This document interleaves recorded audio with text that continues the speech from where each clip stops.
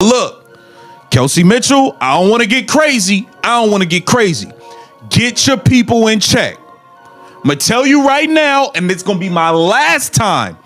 Get your people in check. I didn't even know about this post that your family taking shots at Caitlin Clark and all that. We dealt with this with Melissa Smith and her brother. We couldn't wait to get her to fuck off this team. When Caitlin Clark went down with an injury, things didn't just get quiet. They got loud.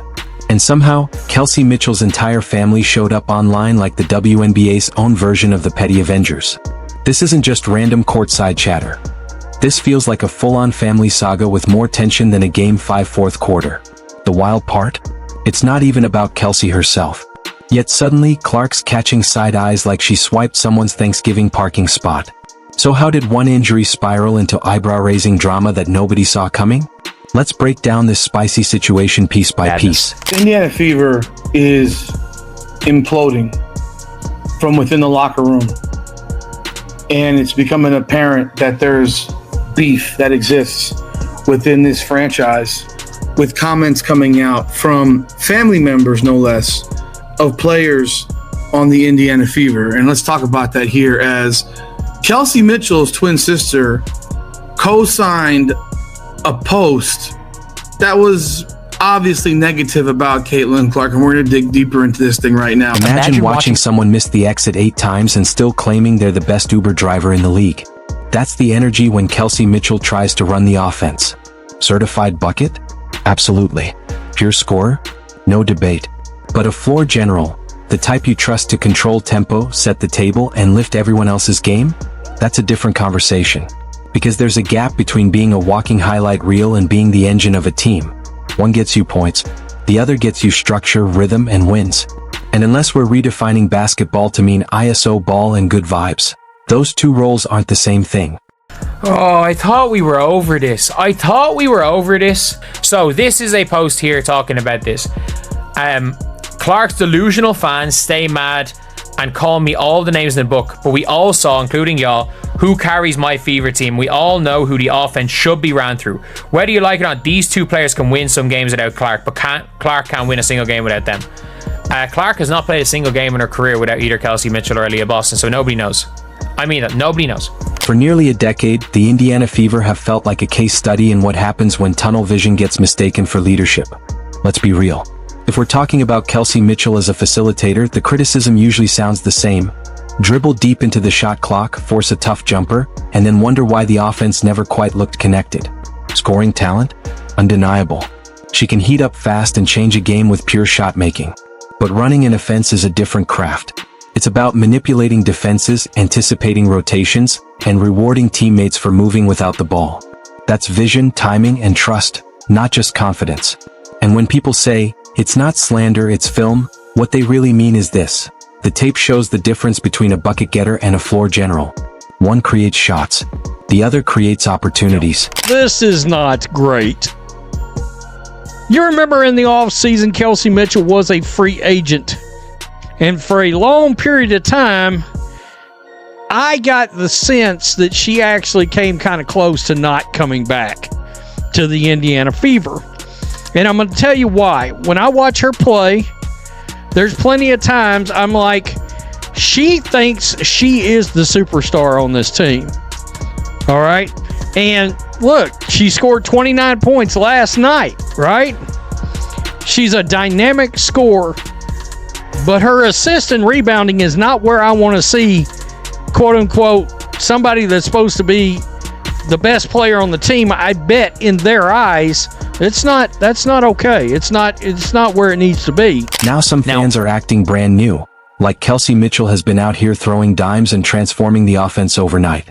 But the numbers tell a tougher story. For several seasons, the Indiana Fever hovered around a 25% win rate. 25%. That's not just a slump, that's a long rebuild. Of course, basketball isn't a one-player equation. Rosters change. Coaching systems matter. Front office decisions shape outcomes.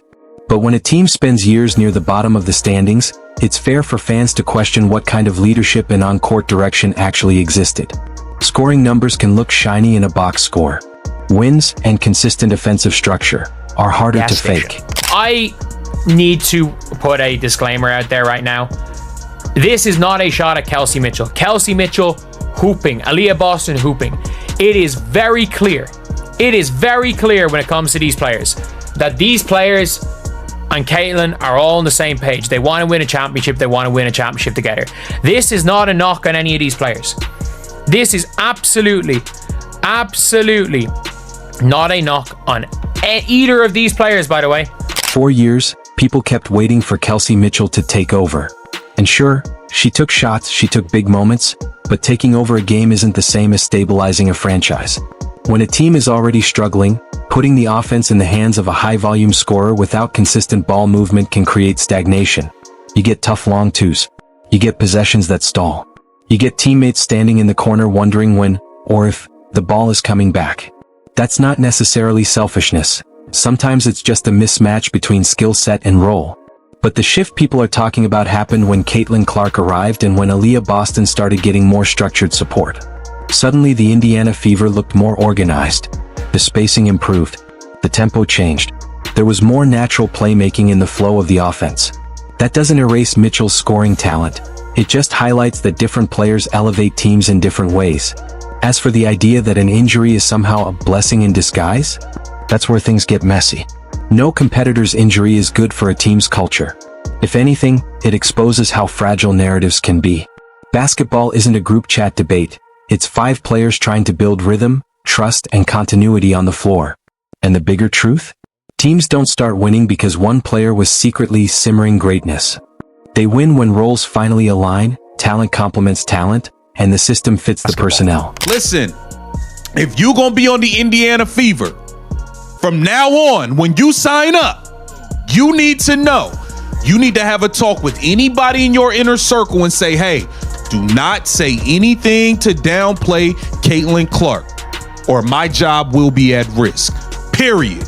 This post, nah, we're not playing that game. I'm not playing that game with y'all. We not gonna be doing this. And I don't want to get crazy with Kelsey Mitchell because I rock with Kelsey. But it's like, bro, if we got to deal with this, you can go. You can go, bro. And I rock with Kelsey, but we're not doing that. When people say, what basketball? They're pointing at the seasons where the Indiana Fever were piling up losses and the offense often defaulted to high shot volume from Kelsey Mitchell. And yes, there were stretches where the shot attempts were high and the wins were low. That's a fair criticism to debate, but context matters. On rebuilding teams, someone has to take those shots. Usage rate doesn't automatically equal selfishness. Sometimes it reflects a roster still searching for balance. Mitchell's step back, her confidence, her ability to create something late in the clock. Those are real skills. The question has always been about role optimization, not talent.